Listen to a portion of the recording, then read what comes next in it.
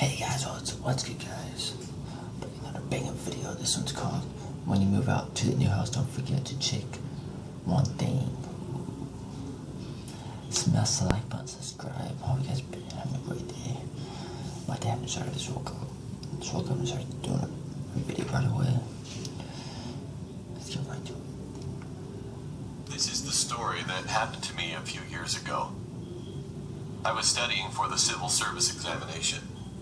I came up to the big city to study, and while I was looking for the house to stay, I met one house owner.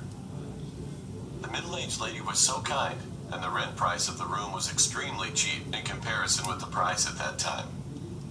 All of my friends opposed and said the price is too cheap. They also told me to reconsider it, but my mind was urgent, so I just made a contract right away. The room was pretty big, and the window was also wide enough so that I was satisfied with my room. But a few days later, a strange smell began to come up from under my bed. At first, it was endurable, but the odor was getting worse, so I couldn't sleep at all in my bed. I eventually begged the owner and ended up moving to the next room, which was far away from this room. Since that day, whoever moves to that room, they all moved out again because of the smell. That body. A few people visited in a few days, and I heard the conversation between those people and the owner while they were taking out all the stuff and removed the wallpapers in the room. Ma'am, we had told you that it would stink.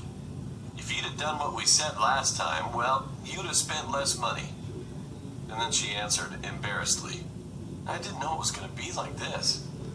They then began to remove the floor, change the cement, and finally change the whole room completely.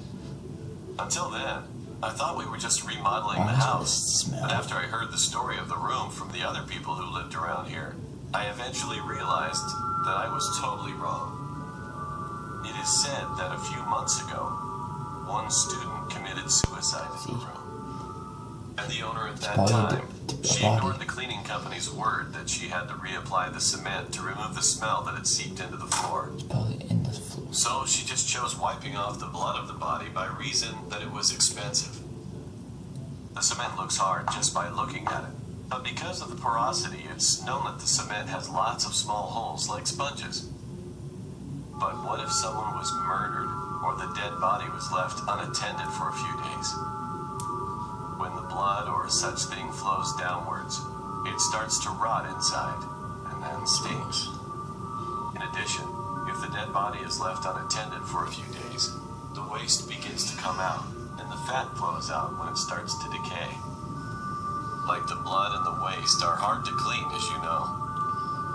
As soon as the smell penetrates through the concrete hole, you would not be able to get rid of the bad smell no matter what you do. Therefore, it's said that cement should be removed altogether, because the smell would not be gone of this kind of house.